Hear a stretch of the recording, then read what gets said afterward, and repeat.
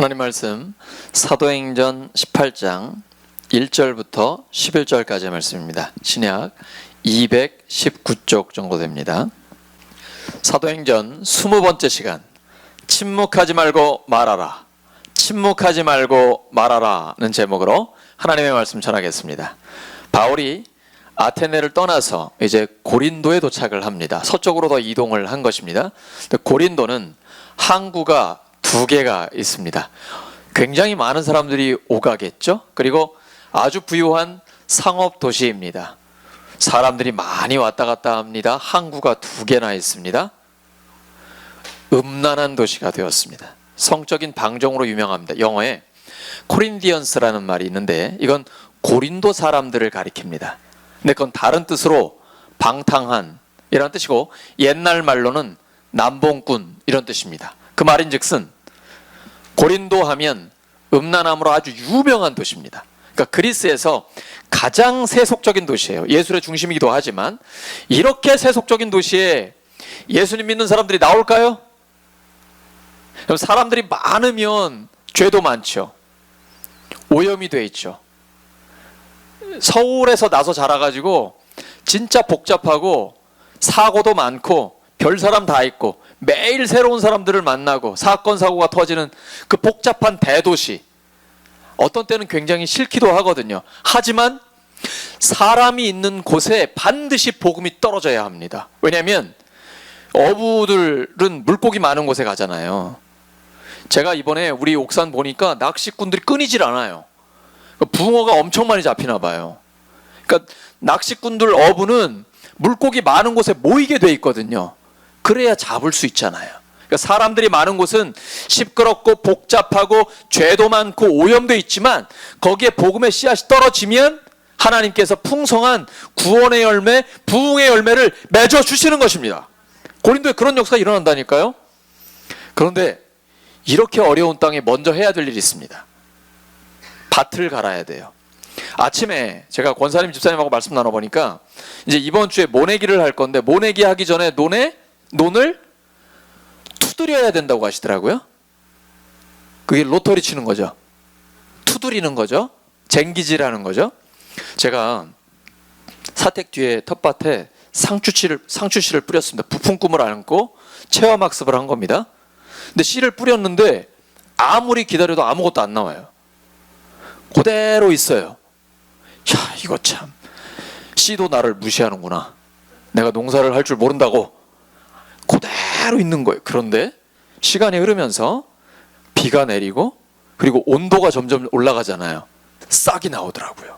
그 다음에 잎이 나오고 상추가 열리는데 얼마나 많이 열리는지 먹어도 끝이 없는 거예요. 아, 이거구나. 먼저 그 전에 밭을 잘 갈아놓고 제 아내가 저한테, 여보, 비 오니까 빨리 거름 가져와. 그러면 이제 저는 머슴이니까 제가 수레에다가 이제 거름 들고 가서 쫙 뿌려놨거든요. 그러니까 밭을 갈고 거름을 뿌려놓고 그 다음에 씨를 뿌리는 거죠. 그 다음 한참 기다려야 됩니다. 시간이 흘러야만 거기서 싹이 나오고 자라서 열매가 맺혀지는 거죠. 마찬가지입니다. 우리 사람들이 많이 모여 있는 곳에 어렵고 힘들긴 하지만 하나님의 쟁기로 갈면은 그 밭이 좋은 밭이 됩니다. 딱딱한 길과 같은 마음도 부드러워집니다. 돌짝밭도 그리고 가시덤불도 하나님께서 좋은 땅으로 만들어 주십니다. 그 다음엔 반드시 말씀의 씨앗이 뿌려져야 됩니다. 아이고, 되겠어? 저 인간은 절대 안 될 거, 이런 생각하시면 안 됩니다. 왜냐하면 하나님께는 불가능이 없습니다. 나 같은 사람도 변화시켰잖아요. 하나님께서 하나님의 쟁기로 만져주시면 좋은 땅이 됩니다. 그 다음에 말씀의 씨앗이 떨어져야 돼요. 교회는 말씀입니다. 다른 걸로 열매 못 맺습니다. 만약에 다른 걸로 열매를 맺었다, 그건 하나님이 원하시는 열매 아니에요. 오직 말씀의 씨앗, 복음의 씨앗이 떨어져야 돼요. 그러면 하나님이 기뻐하시는 부흥의 열매가 맺혀지게 됩니다. 그래서 어렵고 힘들 것 같은 고린도, 그 세속적인 땅에도 말씀의 씨앗이 떨어지니까 부흥의 꽃이 피어요. 가장 아름다운 하나님 나라의 열매가 맺혀지더라고요. 이게 하나님의 역사거든요. 그리고 이 고린도에서 바울이 평생을 함께하게 될 동역자를 만납니다. 아굴라와 브리스길라인데요. 여러분 신앙생활 하실 때 혼자 하면 외롭죠. 그런데 함께 기도할 사람, 그리고 서로를 축복하고 내가 잘 되기를, 진심으로 잘 되기를 원하는 사람, 이런 사람 만나면 얼마나 행복해요. 제가 지금 너무 바쁘니까 친구들 만나기가 어려운데 마침 가까운 공주에 담임 목사로 취임한 친구가 생겼어요. 그래가지고 또 막 수원에서 논산에서 부여에서 모여가지고 함께 만났습니다. 얼마나 좋은지 몰라요. 왜냐하면 순수하게 잘 되기를 원하기 때문에. 그게 동역자죠. 바울이 아굴라 브리스길라랑 그렇게 평생을 함께 했어요. 여러분에게 그러한 동역자들이 많으시기를 바랍니다. 축복합니다. 혼자 믿음 생활하는 게 아니라 믿는 동역자들, 서로가 잘 되고 진심으로 기뻐해주고 또 아플 때는 함께 슬퍼하는 그런 동역자들이 여러분에게 많이 생기시기를 진심으로 주님의 이름으로 축복합니다. 지금 이제 그렇게 만났어요. 그런데 아굴라와 브리스길라는요, 로마에서 쫓겨난 겁니다. 글라우디오는 로마 황제였습니다. 오늘날도 대통령이 명령을 내리거나 시장, 군수가 행정명령을 내리면 웬만하면 지키잖아요. 요즘은 뭐 미국도 그렇고 우리나라도 그렇고 안 지키는 기관들도 있어요. 그리고 오히려 맞고소를 하기도 하지요. 그게 민주주의 사회니까 가능해요. 로마 제국 시대에는 불가능한 겁니다. 유대인들은 로마를 다 떠나라, 강제 이주 명령이 내렸어요. 그럼 반드시 떠나야 합니다. 안 떠나면 끝나는 거죠. 그래서 아굴라와 브리스길라는 부부인데 그 고난의 길을 함께 했던 겁니다. 요즘은 부부들이 서로 신뢰를 못하고 심지어 뭐 보험금 때문에 끔찍한 사건 사고가 일어나기도 하고 이런 때, 많은 이혼이 있는 때인데요. 아굴라 브리스길라는 정말 모범적인 부부입니다. 고난을 당할 때 함께 겪는 거예요. 그리고 하나님의 말씀에 함께 집중하는 거예요. 그런 부부, 그런 가족들, 또 믿음의 형제 자매들이 함께 있을 때 더 능력 있게 쓰임 받게 되는 거거든요. 근데 아굴라 브리스길라는 굉장한 수준의 성경 이해가 있었습니다. 아볼로 잘 아시죠? 아볼로는 성경에 능통한 자요, 말을 굉장히 잘하는 사람입니다. 그래서 이미 회당에서 하나님의 말씀을 능력 있게 전했습니다. 주님의 도를 이해하고 있었기 때문에 예수님에 대해서도 얘기했어요. 단 요한의 세례까지만 얘기했어요. 아굴라 부부가 앉아서 여러분처럼 설교를 쫙 듣는데 안고 없는 찐빵이에요. 핵심이 빠졌어요. 요한까지만 얘기를 하고 그 다음에 예수님의 십자가의 죽으심과 부활, 그리고 예수님을 믿으면 성령 세례를 받잖아요. 이 내용이 없는 거예요. 그럼 어떻게 해야 돼요? 아유, 설교 그렇게 하면 안 돼요, 중요한 거 빼먹었어요, 이러면 이제 많은 사람들 앞에서 창피를 당하잖아요. 그러지 않아요. 아주 겸손한 사람이에요. 그래서 아볼로를 조용히 따로 부릅니다. 그리고 이 아굴라 부부가 가르쳐줘요. 뭐가 문제가 있다고. 근데 참 겸손한 사람이에요. 아볼로는 성경 전문가인데 자기가 설교자잖아요. 그런데도 평신도에게 이 성령 세례에 대한 이야기 핵심을 잘 들었습니다. 그 다음에 변화됩니다. 바다 건너 서쪽으로 고린도에 갔는데 믿는 성도들에게 큰 유익을 줘요. 그리고 유대인들이 적대할 때에 아주 조리 있게 하나님의 복음을 능력 있게 전해서 그들로 꼼짝 못하게 만들어줍니다. 그 말은 이때 이제 잘 배워가지고 온전한 설교자, 성경 교사가 됐다는 겁니다. 그래서 성경을 가르치는 사람들은 잘 가르치기도 해야 되지만 끊임없이 잘 배워야 합니다. 저는 옥산에 와서 제가 어떤 모임이건 거의 막내니까 항상 배우려고 하는데 농사가 굉장히 어렵더라고요. 너무너무 어려워요. 그래도 제가 이제 상추 씨 뿌리는 거 배웠잖아요. 모내기 하는 거, 투드리는 것도 조금씩 배우잖아요. 배워야 되는데 만약에 목사랍시고선 목사 말을 따라야지 이렇게 목에 힘주고 그러면 그 사람 큰 문제인 거죠. 지금 아볼로가 아주 좋은 모범을 보여줬어요. 잘 가르치면서 동시에 잘 배우는 사람이에요. 그래서 우리 그리스도인은 저와 여러분 모두가 성경에 대해서 잘 알 뿐 아니라 또 늘 잘 배우는 사람이 되기를 소망합니다. 근데 여러분, 목사가 점점 더 설교를 잘하려면 어떻게 해야 될까요? 하나님의 말씀을 더 능력 있게 전하려면 어떻게 해야 될까요? 우리 성도님들의 책임이 큽니다. 만약에 듣고 나서 나가면서 다 잊어버리면은 목사가 준비 안 해도 돼요. 왜냐하면 다음 주에 똑같은 설교도 모르실 거 아니에요? 그런데 성도님들이 설교를 잘 듣고 기억하고 있고 날마다 성경을 묵상하고 잘 이해하고 있으면 딱 설교를 할 때 듣는 거예요. 저거 작년에 들었던 설교인데 또 재탕하네? 그러면 이제 다시는 그렇게 못하는 거죠. 지금 아굴라 부부는요, 설교를 들으면서 중요한 게 빠졌다는 걸 분별할 정도로 성경에 대한 깊은 이해가 있었던 거예요. 이렇게 성도님들의 수준이 높아가면서 목사의 수준도 함께 높아갈 수 있는 거거든요. 저와 여러분이 함께 성경에 대한 이해가 더 깊어지기를 예수님의 이름으로 축원합니다. 그래서 이렇게 탁월한 동역자를 바울은 로마서 16장 3절 4절에 이렇게 얘기합니다. 너희는 그리스도 예수 안에서 나의 동역자들. 바울이 자기의 동역자라고 얘기를 해요. 누가요? 브리스길라와 아굴라. 근데 성경에 보시면 아내가 먼저 오는 경우가 더 많이 나와요. 아마도 더 열심이었던 것 같습니다. 고대 사회에서는 철저히 남성 중심이라 남자가 먼저 나오거든요. 근데 브리스가라는 아내 이름이 먼저 나올 때가 많은 걸 보면 교회에서 더 헌신적이었던 것 같습니다. 브리스가와 아굴라에게 문안하라. 그들은 내 목숨을 위하여, 바울의 목숨을 위하여 자기들의 목까지도 내놓았나니. 대단하죠. 바울이 하나님의 복음을 전하니까 바울의 안전을 위해서, 바울을 보호하기 위해서 자기 목숨을 아끼지 않는 거예요. 여러분, 이런 동역자 있습니까? 나를 그렇게 사랑하고 나를 위해서 생명을 아끼지 않는 그런 동역자들 있습니까? 가족 빼고. 와, 대단하죠. 그런데 아굴라 부부가 왜 이렇게 충성하고 헌신할까요? 바울이라는 개인에게 충성할까요? 아니면 교회라는 조직 자체에 충성할까요? 유명한 말 있죠. 난 사람에게 충성하지 않습니다. 조직에 충성하지 않습니다. 사람에 충성하면 그 사람이 없어졌을 때 내 믿음이 흔들립니다. 교회 조직 자체에 충성을 하면 조직이 사람들의 모임인데 갈등이나 분열이 생겨버리면 나의 신앙도 무너질 수 있는 것입니다. 그래서 우리는 사람이나 어떤 조직 자체가 아니라 오직 하나님의 복음입니다. 하나님 나라의 복음에 집중하는 것입니다. 그래야만 영원합니다. 끝까지 갑니다. 오늘 우리가 교동문에서 읽은 것처럼 풀은 마르고 꽃은 시듭니다. 사람은 왔다가 가는 것입니다.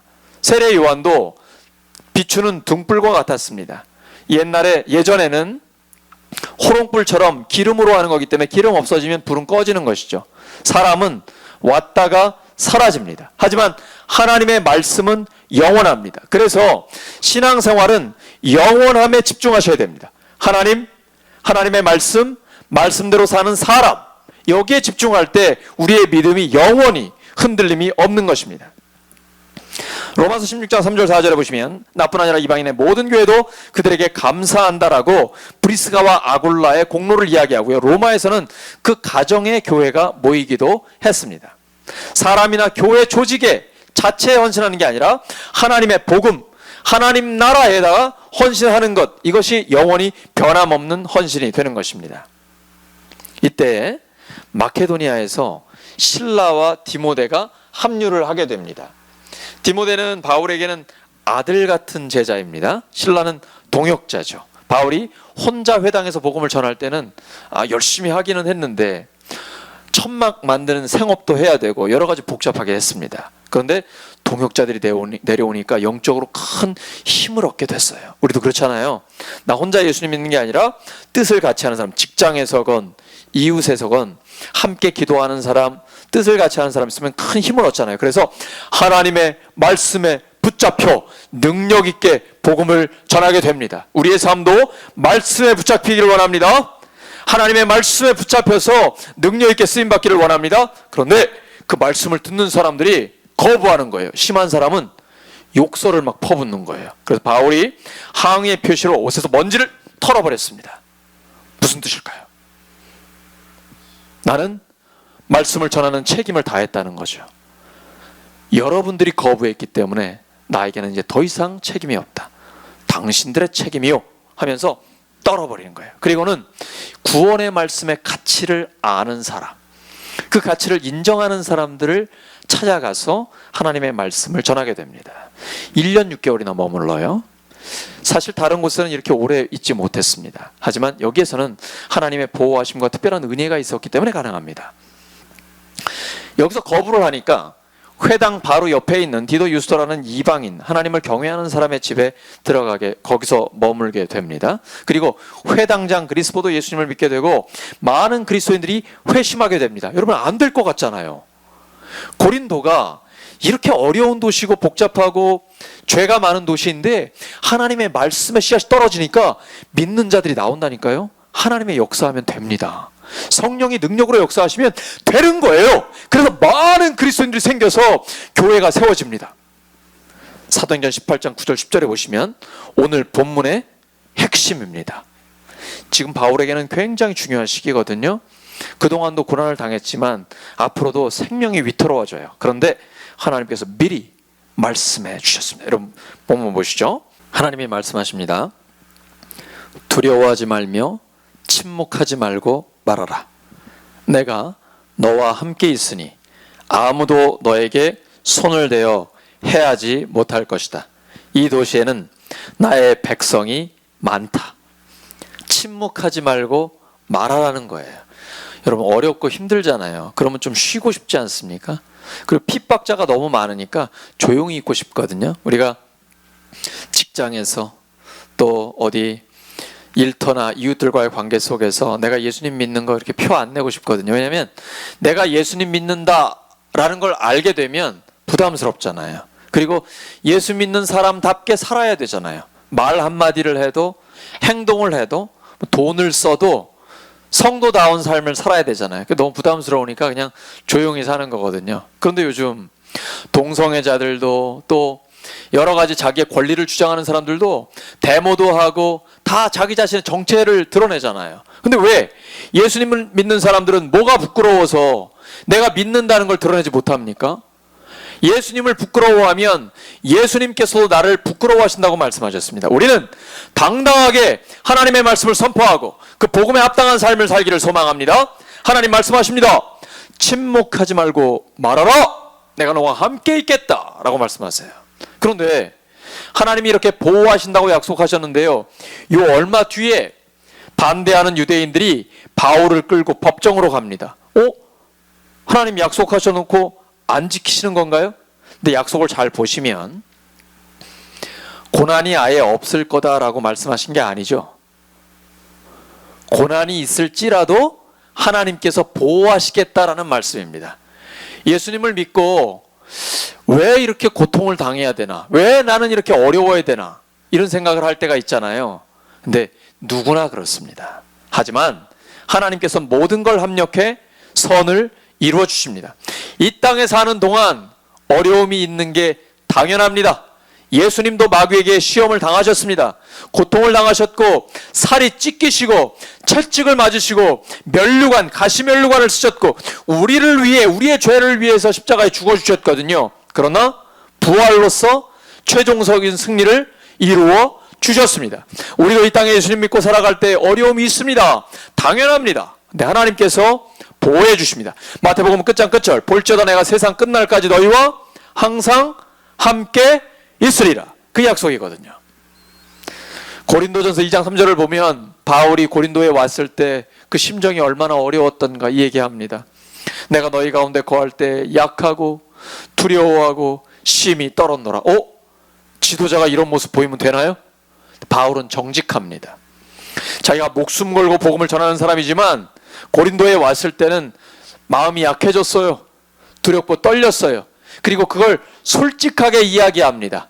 근데 솔직한다고 걱정할 필요 없어요. 하나님은 우리 있는 모습 그대로 받아주시고요, 우리를 강하게 해주십니다. 오히려 약할 때에 하나님의 능력은 완전해집니다. 그래서 하나님 앞에서는 내 모습을 그대로 드러내는 것, 이것이 중요합니다. 그러면 하나님께서 약속하신 게 우리의 삶에 이루어지거든요. 하나님의 능력은 약한 데서 완전해집니다.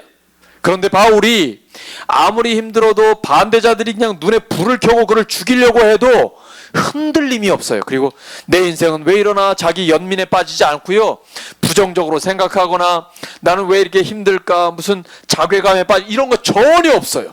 왜 이렇게 흔들리지 않을까요? 하나님의 약속이 있기 때문이에요. 두려워하지 마라. 내가 너와 함께한다. 침묵하지 말고 말해라. 어떤 자도 너를 해하지 못한다. 하나님이 보호하신다고 약속하셨기 때문에 용기가 나는 거예요. 그리고 끝까지 담대하게 1년 6개월 동안 하나님의 말씀을 전했더니 고린도에 건강한 교회가 세워진 겁니다. 물론 말도 많고 탈도 많습니다. 워낙 세속적인 도시예요. 그리고 음란하고 성적으로 방탕하니까 고린도전서 우리가 함께 보니까 7장에 보시면 어떤 남자는 자기 아버지의 아내와 혼인 생활을 하는 경우도 있었죠. 그러니까 아마 계모였을 텐데 이게 그냥 그 사회에서는 인정되는 거니까 교회까지도 예수님을 믿었는데 그런 일들이 있잖아요. 자기들끼리 소송을 하기도 하고 분열하기도 하고 복잡해요. 그러나 하나님의 교회입니다. 그리고 그 교회를 통해서 하나님의 역사가 일어나게 됩니다. 첫 번째 성령이 임했을 때 세워진 교회가 예루살렘 교회입니다. 그 다음 안디옥의 이방인 선교 중심의 안디옥 교회가 세워지죠. 세 번째 고린도 교회가 초대교회의 전초기지가 됩니다. 불가능할 것 같았는데 하나님의 약속대로 담대하게 복음을 전하니까 하나님의 말씀의 씨앗이 떨어져서 열매를 맺게 되는 거예요. 부흥의 열매가 맺혀지는 겁니다. 그 다음부터는 고린도하고 에베소를 중심으로 한 5년 정도 바울이 성도들을 견고하게 합니다. 지금이 힘들 때거든요. 우리 교회도 어려울 때예요. 근데 지금은 오히려 기회입니다. 하나님의 말씀으로 견고해집니다. 우리 교회가 계속 새벽 말씀 녹음으로 올리고 또 정리해서 페이스북에 카카오톡에 문자로 보내드리고 매일 하나님의 말씀을 묵상할 수 있도록 어떻게든 말씀 위에 굳게 설 수 있도록 교회는 최선을 다하고 있습니다. 그래서 우리 성도님들이 힘든 기간이지만 말씀 위에 굳건하게 서시기를 바랍니다. 이때에 고린도가 속해 있는 로마 제국의 아가야주, 오늘날로 말하면 뭐 충청남도, 뭐 충청북도 하는 이런 기구 어떤 그 지역이에요. 아가야주의 총독이 갈리오였습니다. 이 사람 똑똑한 사람이거든요.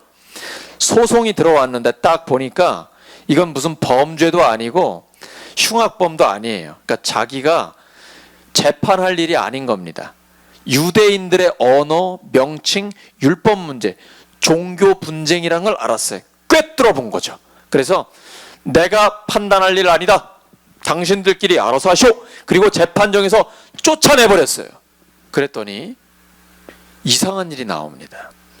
총독이 바로 앞에 있는데 거기서 재판을 공개적으로 되어 있기 때문에 보고 있었던 군중들이 그 소송의 대표였던 유대인 회당의 회당장을 구타를 하는 거예요. 마구 때리는 거예요. 만약에 오늘날 이랬다면 당장 경찰이 왔겠죠. 그래서 붙들어 갔을 거 아닙니까? 이땐 그러질 않아요.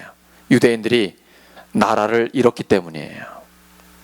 우리나라도 가까이 일제시대에 나라를 잃어버렸기 때문에 우리의 어린 딸들이 위안부로 그리고 젊은이들이 징용으로 끌려갔잖아요. 이때도 마찬가지거든요. 나라를 잃어버렸기 때문에 유대인들을 누가 보호해주지 않습니다. 그리고는 유대인을 적대하는 문화가 그때 당시 있어가지고 이렇게 막 때리는 거예요. 그러니까 우리가 교회가 기도할 때에 미국과 중국은 패권을 다투고 있고 일본은 자위대가 군사력을 과시하면서 훈련을 하고 여전히 남북한은 분단되어 있는 이 상황, 그리고 남한에는 미국 군대가 들어와 있는 이 상황, 이게 우리의 현실이거든요. 이때 우리가 하나님 앞에 간절히 기도해서 다시는 이 땅에 전쟁이 일어나지 말아야 하고 나라를 잃는 그런 어려움이 없어야 된다. 오히려 복음으로 통일이 돼야 되고 강력한 나라가 돼야 된다. 이게 하나님 앞에 우리가 간구하는 것이죠. 그럼 하나님 우리의 기도를 응답하십니다. 교회가 이런 일에 앞장서야 돼요. 근데 하나님께서는 이렇게 복잡하고 재판이 이루어지고 쫓겨나는 상황 속에서도 약속대로 보호하심. 따라하시죠. 약속대로 보호하심. 약속대로 보호하심. 그래서 하나님의 약속을 붙들어야 돼요. 두려워 마라. 침묵하지 말고 말하라. 내가 너를 지켜준다. 하나님 약속을 붙들면 그 약속대로 우리를 보호해 주시거든요. 그래서 1년 6개월을 고린도 교회를 든든히 세운 다음에 이제 에베소 쪽으로 배를 타고 떠나려고 합니다. 갱그레아 항구가 고린도 쪽에 있는데요. 거기 가서 바울이 머리를 깎아요. 서원한 게 있었거든요. 민수기 6장 18절을 보시면 나실인 이야기가 나옵니다. 레위 지파가 아닌 사람이 하나님 앞에 자기를 구별해서 드렸을 때에 하나님, 제가 하나님 앞에 쓰임 받기를 원합니다. 헌신합니다. 서원을 하면 머리에 칼을 대면 안 됩니다. 자르면 안 돼요. 그리고 나서는 서원을 다 지키고 나면 그때 이제 머리를 자르는 겁니다. 삼손 이야기 기억나시죠? 삼손이 머리를 자르지 않았잖아요. 그때는 하나님의 능력이 함께했죠. 그런데 그 들릴라라는 그 여인의 말에 넘어가 가지고 자기의 비밀을 이야기했을 때 머리를 싹 잘라버리니까 하나님의 능력이 떠나가 버렸죠. 이 나실인 이야기거든요. 그래서 머리털을 미는 거예요. 바울이 하나님의 약속을 받았습니다. 두려워하지 마라. 침묵하지 말고 말해라. 내가 너를 보호하겠다. 근데 1년 6개월 동안 하나님께서 정말로 보호해 주셨어요. 거기에 감사해서 이제 머리를 깎게 된 것이죠. 그리고 나서는 바다를 건너가 에베소에 머무르게 됩니다. 에베소는 로마 제국의 또 다른 주였던 아시아 주의 수도였습니다. 여기도 역시 세속적인 도시인데요. 여기에서 회당에 복음을 전했더니 유대인들이 하나님의 말씀을 듣게 됩니다. 그리고 바울에게 우리랑 좀 더 있어달라고, 하나님의 말씀을 전해달라고 얘기를 하는데 바울이 예루살렘으로 가야 되기 때문에 안디옥도 방문을 해야 돼서 지금 떠나야 한다고 이야기를 합니다. 단 하나님의 뜻이면 다시 돌아오겠습니다. 하나님의 뜻대로 움직이려고 하는 바울의 마음가짐인 것이죠. 이제 다음 주에 우리가 살펴볼 텐데, 에베소에 돌아왔을 때 바울이 말씀을 전하고 안수했더니 성령의 충만한 역사가 나타나게 되거든요. 에베소, 하나님의 또 다른 성령의 역사가 일어나는 중심 교회가 됩니다. 근데 이때에 하나님의 뜻이면 다시 돌아오겠다. 우리가 하나님의 뜻대로, 내 욕심, 내 뜻, 내 야망이 아니라 하나님의 뜻대로 살아가고 하나님의 뜻대로 움직이기를 소망합니다. 하나님의 말씀은요, 성령의 검이요 공격 무기입니다. 에베소 6장에 보시면 하나님의 전신갑주가 있죠. 진리의 허리띠, 의의 호심경, 믿음의 방패, 평안의 복음의 신발, 그리고 구원의 투구, 손에는 성령의 검, 하나님의 말씀입니다. 나머지 다 보호 장비예요. 방어입니다. 그런데 하나님의 말씀은 공격 무기입니다. 이게 준비가 돼 있어야 돼요. 그래야 마귀의 공격을 이길 수가 있는 것입니다. 요한복음 5장 14절 하반절에 보시면 38년 된 환자를 예수님이 고쳐주셨을 때 성전에서 그를 다시 만납니다. 근데 여러분, 병이 왜 들어요? 지금 코로나19라는 바이러스 때문에 들죠. 다양한 이유가 있어요. 유전적인 원인도 있을 수 있습니다. 근데 그 중에 한 원인이 죄 때문에 병드는 경우가 있습니다. 오해하시면 안 되고요. 모든 병이 내가 무슨 죄를 지어서 걸리는 건 아니에요. 다양한 원인이 있습니다만 병 중에는 죄 때문에 걸리는 경우가 있어요. 근데 이 사람이 그 경우였어요. 그러니까 예수님이 이렇게 말씀하시는 거예요. 내가 나았으니 더 심한 것이 생기지 않게 다시는 죄를 범하지 말라. 그래서 우리가 지혜로워야 됩니다. 내가 몸이 아프다, 병이 걸렸다, 어떤 문제가 생겼다 했을 때는 나를 먼저 돌아봐야 돼요. 혹시 죄의 문제가 있나? 그래서 하나님 앞에서 죄의 문제가 있으면 빨리 회개해야 됩니다. 그리고 기도하면 훨씬 더 치유가 빨라집니다. 죄의 문제가 있기 때문에 그래요. 그런데 예수님께서 이 치료받은 사람에게 이 말씀을 해주는 이유가 있어요. 38년 만에 치료를 받았잖아요. 어렵게 찾은 건강이잖아요. 잃어버리지 말라는 거예요. 그러려면 죄를 해결해야 돼요. 그래서 다시는 죄를 짓지 마라. 사탄은 끊임없이 우리에게 유혹합니다. 시험합니다. 죄짓게 합니다. 넘어뜨리려고 합니다. 그때에 죄를 이겨야 합니다. 성령의 검, 하나님의 말씀으로. 마태복음 5장에 보시면 예수님이 강력한 무기를 주셨습니다. 산상수훈이죠. 심령이 가난한 자는 복이 있나니 천국이 저희 것이며. 세상에서는 누가 복이 있습니까? 가난한 자요? 아니면 부자요? 가난하게 되고 싶습니까? 부자가 되고 싶습니까? 당근이죠. 부자가 되고 싶죠. 부자가 복 있는 사람이잖아요. 근데 성경은 심령이 가난한 자, 누가복음에는 그냥 가난한 자가 복이 있다고 합니다. 천국이 그들의 것이라고. 근데 성경시대의 가난함이란 단순히 경제적인 가난함만이 아니라 나의 모든 것을 하나님께 의지하는 사람을 가난한 사람이라고 얘기합니다. 그 다음 온유한 자가 복이 있다고 합니다. 세상에서는 어떤 사람이 복이 있고 힘 있는 사람입니까? 목소리 큰 사람, 권력 있는 사람, 돈이건 정치력이건 어떤 인간관계의 능력이건 그런 힘이 있는 사람, 강한 사람, 이 사람 복 있는 사람 아닙니까? 온유한 자가 복 있는 사람이라고 합니다. 제가 고백할 게 한 가지 있는데요. 가끔 제가 제 아내를 이겨먹으려고 합니다. 그리고선 제가 생각하기를 참 한심하다. 아내를 이겨서 뭐 하려고. 그 얼마나 제가 한심한지 몰라요. 하나님 앞에 회개하고 그래서 제 아내한테는 미안하다고 이야기하고. 어제는 저녁에 같이 부부가 산책을 하는데 제가 그랬어요. 여보, 제가 50이거든요. 인생이 진짜 짧다. 이제 절반 살았는데 우리 막 그렇게 아웅다웅 하지 말고 좀 화목하게 잘 지내자. 더 좀 잘 지내자. 이런 얘기 제가 했거든요. 어린 사람이 하니까 좀 안 어울리죠. 근데 여러분 다 아시잖아요. 저희 어머니 80세에 제가 여쭤보니까 인생이 눈 깜짝할 사이라고 그랬어요. 지금 10대 아주 어린 학생도 여기 와 있는데 인생이 정말 짧잖아요. 그래서 우리가 날마다 개인적인 종말을 준비해야 돼요. 하나님이 우리를 언제 부르실지 모르잖아요. 오늘 부르실 수도 있거든요. 항상 갈 준비를 하고 있어야 됩니다. 그래서 후회 없는 삶을 살기를 소망해요. 싸우지 마세요. 막 조급하고 욕심내고 이러지 않았으면 좋겠어요. 하나님의 뜻에 맞게, 그래서 온유하게 하나님의 그 뜻에 맞는 순리를 따라 우리가 함께 살았으면 좋겠습니다. 풀은 마르고 꽃은 시듭니다. 하지만 하나님의 말씀은 영원히 변하지 않습니다. 강력한 공격 무기라는 건 세상적 무기가 아닙니다. 돈, 명예, 권력, 정치력 이런 거 아니에요. 오히려 온유한 자입니다. 심령이 가난한 사람입니다.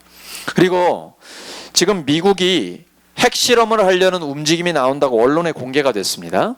뭐 정확한 거는 좀 더 지켜봐야 되지만, 왜 그런가 하니 중국과 러시아가 약속을 어기고 핵실험을 했다라는 보고가 들어왔나 봐요. 이건 뭐 워싱턴 포스트의 이야기니까. 그런데 세상에서는 핵무기가 있고 강력한 군사력이 있고 이래야지 복이 있는 거잖아요. 하나님 나라는 평화를 만드는 사람이 복이 있습니다. 그 사람이 하나님의 아들이라고, 하나님의 딸이라고 인정을 받게 됩니다. 그리고서는 예수님께서 원수를 사랑하라 라고 말씀하십니다. 이거 명령입니다. 해도 되고 안 해도 되는 게 아니에요. 예수님의 명령이에요. 원수를 사랑하라. 너를 핍박하는 자를 위해 기도하라 말씀하시거든요. 근데 여러분 가까이 있는 사람들 보세요. 남편, 아내, 부모, 자식, 그리고 직장 동료, 고객들, 이웃, 성도들. 원수는 없죠. 원수. 그냥 좀 싫긴 한데 원수까지는 없죠. 가끔씩 나를 열받게 하긴 하지만 왼수까지는 아니잖아요. 원수를 사랑하라고 하셨으니까 어떻게 가족이나 이웃이나 성도를 사랑하지 않을 수가 있나.